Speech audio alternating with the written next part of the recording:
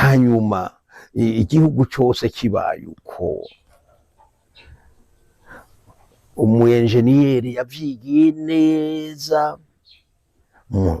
isosiyete igatsindira isoko ryo gukora ibarabara riva i Bujumbura gushika ku Ruhwa cyangwa ugenda uja Nyanzarake, hanyuma rero iryo barabara bakamuha ubwaguke bwaryo kuva mu kuzimu gushika hejuru, byose akabisinya neza kubera indero yahawe. Mugabo kubera iyo ndero yahawe rero yamuhaye ubwenge kubaka no konona, gukubaka no gusambura, ukaza usanga uko akoze iryo barabara imiduga izohaca mahiye gatatu bica bimaduka vyose.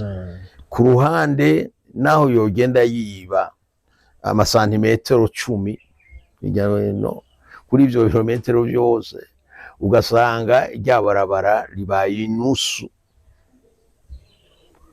gutyo.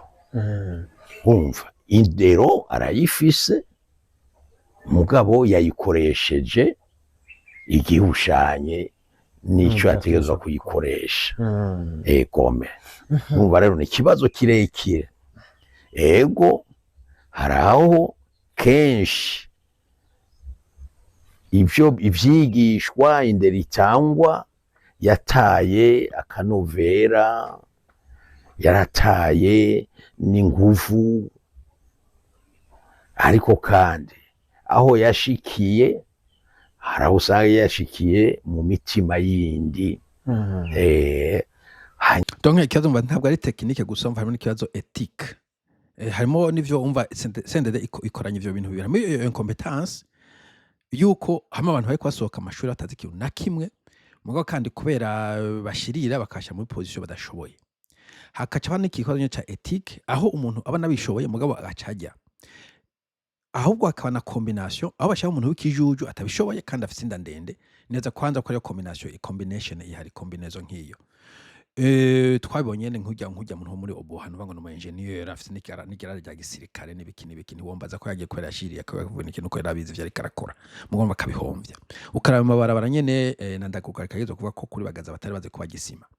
Imagine donc kuri bagaza bakabarubaka ibarabara igihe novuga hari dans le temps, ico gihe kwanza je nk'abantu bavuga ifaransa abantu babiri gusa Terence Sanze na Emile Mworoha nibo abantu babiri bonye bavuga ifaransa mu Burundi.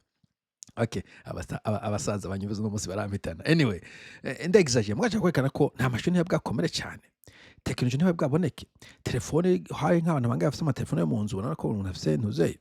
Computer ntiyabwagigiruka nko mu Burundi, nta muntu nibaza yabwakore kuri computer no hanze ntibari bagikoresha mainframes. Mugabo buri muntu afite laptop, iyi operating system iri muri telefone yawe na memoire iri muri telefone yawe ntabwo ingana na mainframes na ntuzeye na capacité novuga mainframes yarifise kuri bagaza. Mugabo buri muntu afite computer mu nzi wiwe, ugaca usanga baracakora ibintu ikipenjeri bagakora munsi y'ivyo bagaza yakoze à l'époque. Ivyo vyumvikana ko ni combinaison incompetence n'ubwo busuma bakagisima vy'ubukwavu bakarya nk'umuntu yubakishije amazone kumva ata muntu n'umwe yagize designing. Cyagihe umuntu yatanze ijyamarche yagomba kuba yaratanze imiho kera cyane, yatanze imiho kera yaragiye kubona inzu iva ata muntu arayishira mu ukuguru, kandi atari n'ahantu hari intempéries zikomakome nko mu Burundi, ntabwo hari ama earthquakes, ntabwo haba imvura ziteranye ubwo nkizikunze kuba mu bihugu bimwe n'ahantu ushobora kubaka inzu y'ivyatsi ntive. Think about it, abantu benshi mu Burundi ba mu nzu z'ivyatsi mugabo niziva, ushobora kubaka inzu y'isima nibatikava gute, ntibifise sense. Inzu abantu bakera bubaka y'ibiti kuva hasi gushika hejuru ntive, inzu y'isima n'amabati iva koma.